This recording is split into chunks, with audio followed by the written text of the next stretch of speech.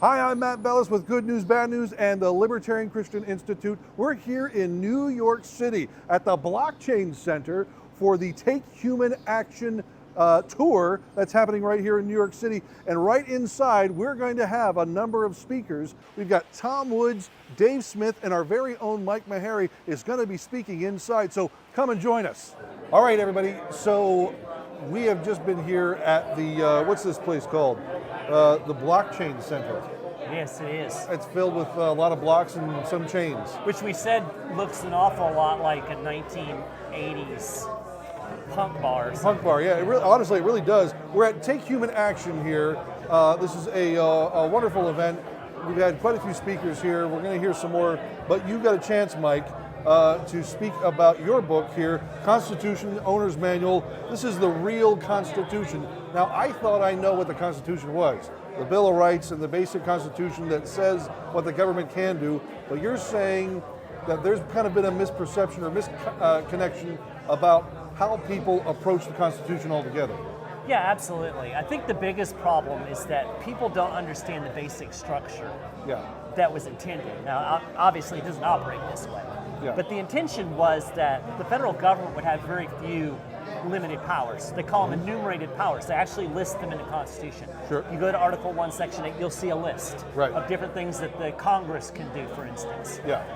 There's a legal maxim that basically says if you make a list, anything that's not on the list is excluded. Right. So when you look at the Constitution, if it's not on the list of delegated powers, if it wasn't delegated to the federal government, it's supposed to be left to the states and the people. Right. Which is what the 10th Amendment says. Right, exactly. And so that really changes the whole scope of everything, because I think most people are under the impression that basically the federal government can do whatever it wants, and the states and the people were relegated to being serfs or servants to the federal government, and it's basically flipped on its head. Well, so my goal is to try to help people understand, no, that's not what this is supposed to do. Well, I mean, if you talk to the regular constitutional enthusiast, they say the Constitution is a wonderful document. It helps us as Americans, protects our freedoms, but they would also go on to say the government's too big, there's been too much intrusion by our rights. So where does the Constitution actually fit in that argument? Well, the first thing that I would say is that there's a misconception that, especially with the Bill of Rights, that the Constitution gives us rights. Yeah. No, we have rights. Right. We always have rights. We have rights by virtue of our existing as human beings. We would say as Christians that they are given to us by God. Right. They are God-given rights. The Constitution and the Bill of Rights basically are a restraint on government. Yeah. I really wish they'd call the Bill of Rights the Bill of Prohibitions for government. Oh, really? Because what it basically says is that the government cannot infringe on these rights that pre-exist. You have a right to keep and bear arms. Right. The federal government can't infringe upon that. Yeah. So that's an important misconception that people should have to understand.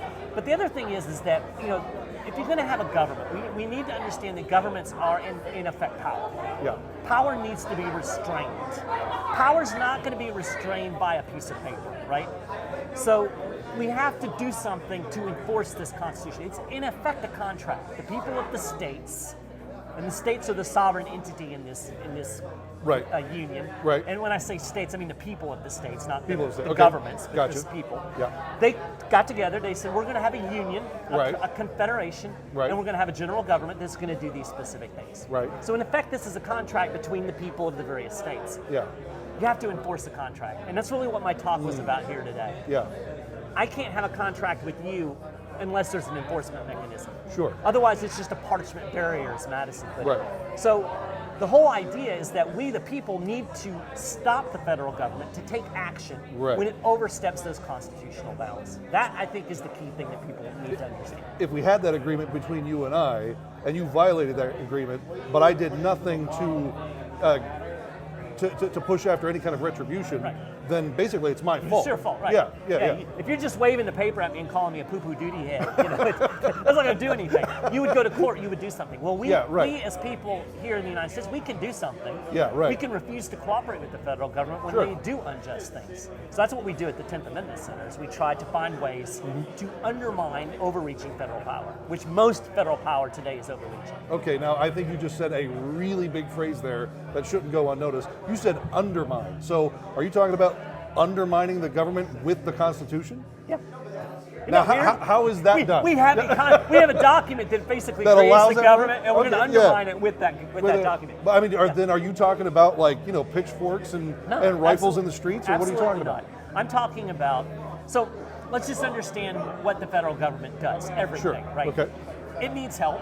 Yep. It uses the state and the local governments to basically do everything that it does. Yeah. State and local governments don't have to help. They don't have to be partners with the federal government when it's doing things that the federal government's not allowed to legally do. Yeah. So what I'm suggesting is that instead of just saying, oh, we're going to do whatever the feds say, I'm saying we say no. Right. When you say you're going to come confiscate firearms, Yeah. we're not going to cooperate with that. We're not going to use state police or sheriffs or local police to enforce this. And the dirty little secret is the federal government doesn't have the personnel and resources to do it themselves.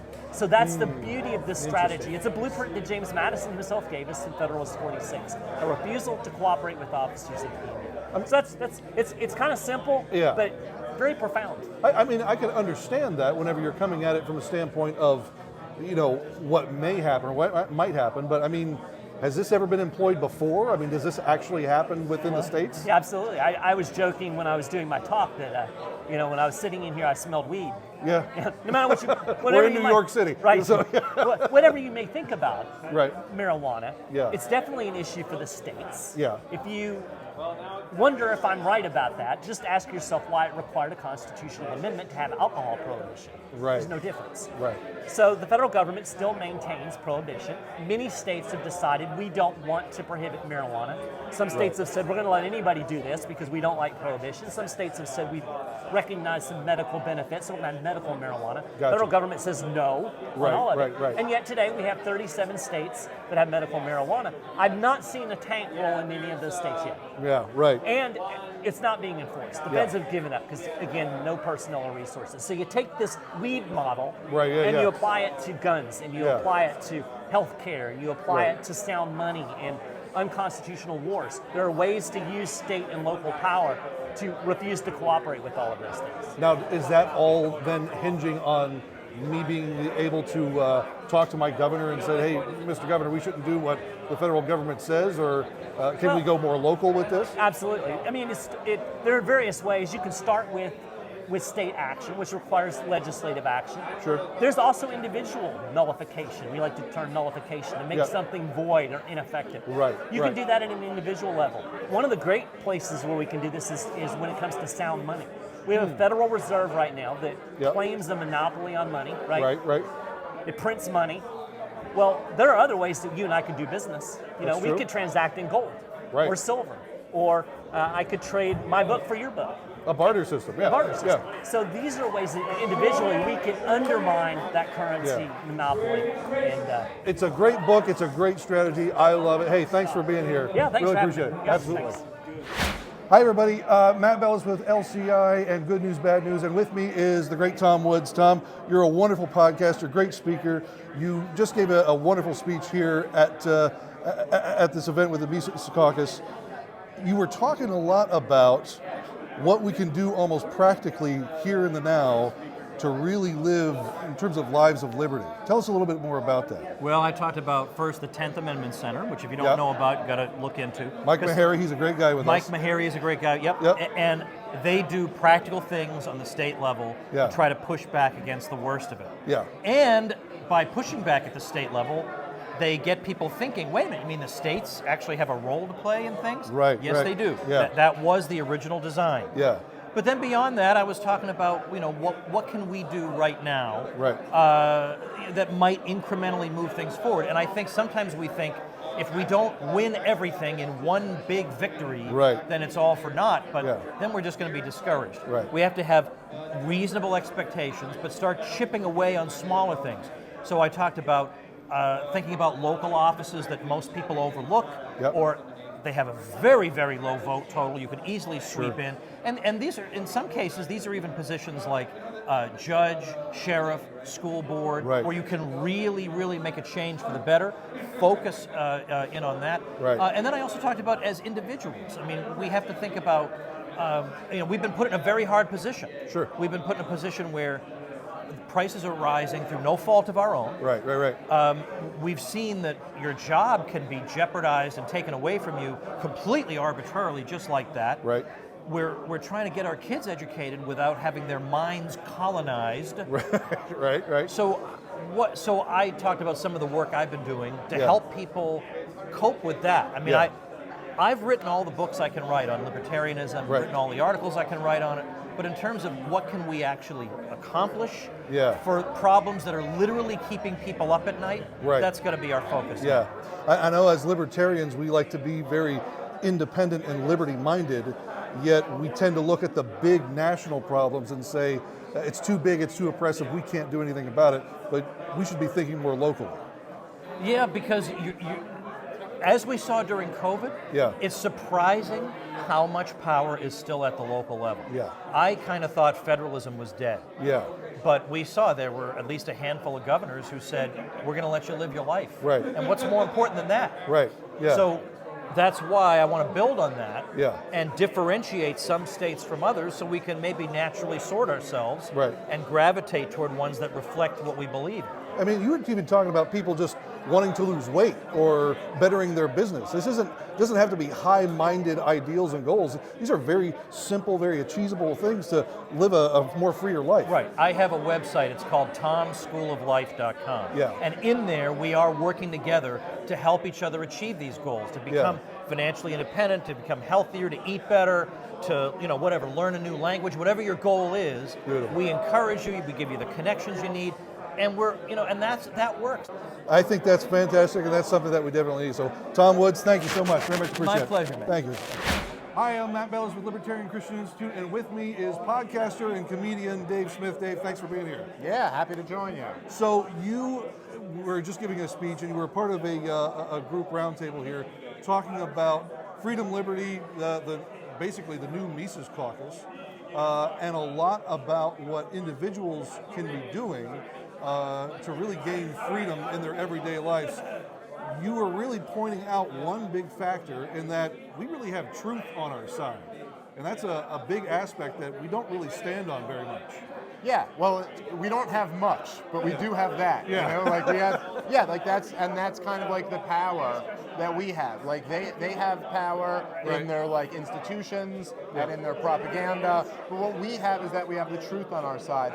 And it's not, as I think most Christians know, right? Yeah. Like it's not necessarily that everybody is seeking truth. You're right. But there are people out there who are seeking truth. Sure. And for those people, we have something compelling to tell them. So in your basic mindset, what would be that basic compelling truth that you would want people to know?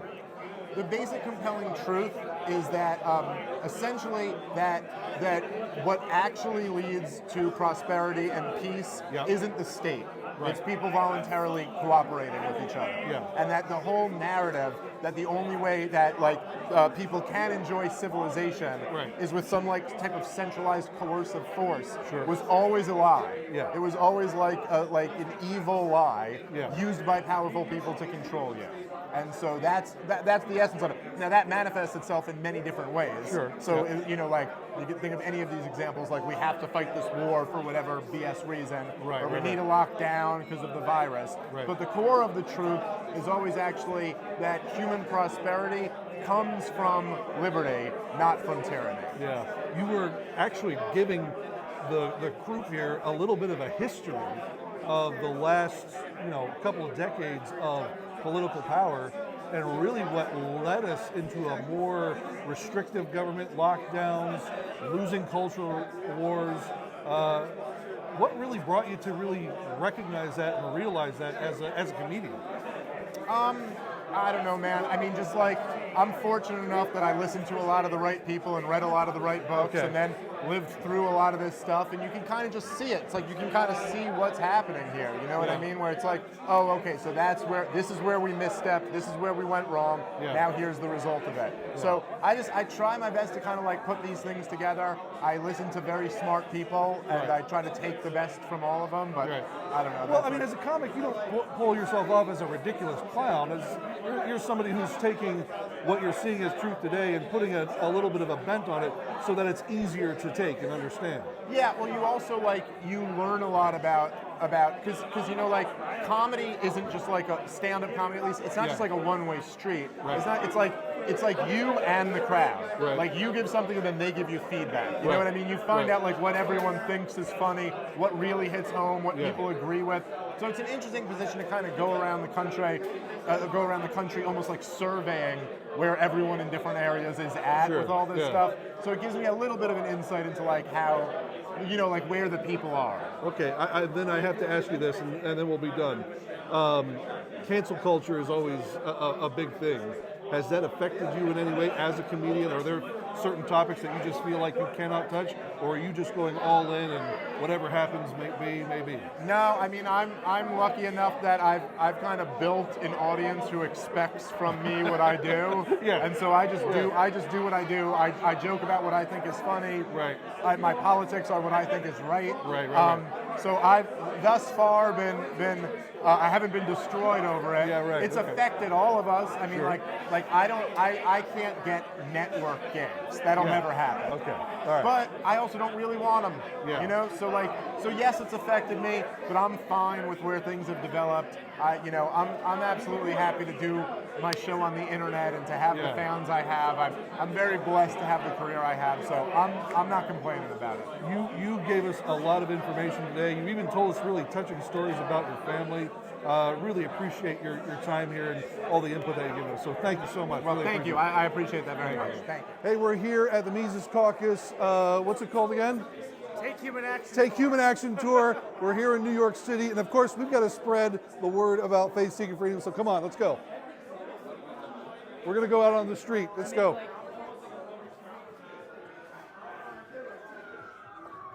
Hi, folks. Have you ever read Faith-Seeking Freedom? Would you like a copy of Faith-Seeking Freedom? We're giving away free books right now. You good? Faith-Seeking Freedom. It's a free book. I'm not asking anything of you. Just to put it in your bag. No? Okay, that's fine. Ma'am, would you like a copy of Faith-Seeking Freedom? No, you good? All right. It's not working out too well. We'll see how this goes. Folks, we're giving out books of Faith-Seeking Freedom here, right here at the Mises Caucus event. If you're interested, it's a free book. I'm not asking anything of you, just to take this book out of my hands, a free book, barking at you on the streets of New York. Would you like to, sir, a copy of Faith? No. Okay. It's not working out too well. We'll see how this goes here. We got some more people coming. We've got books of Faith-Seeking Freedom if anybody is interested. Not asking anything of you, just a free book I'd like to put in your hands. Faith-Seeking Freedom.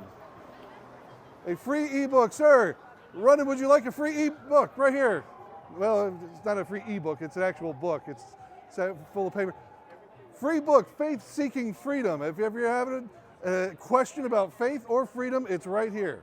No? All right, well, the people of New York are clearly not that interested, but you can get your own Faith-Seeking Freedom over at libertarianchristianinstitute.com. Here we go.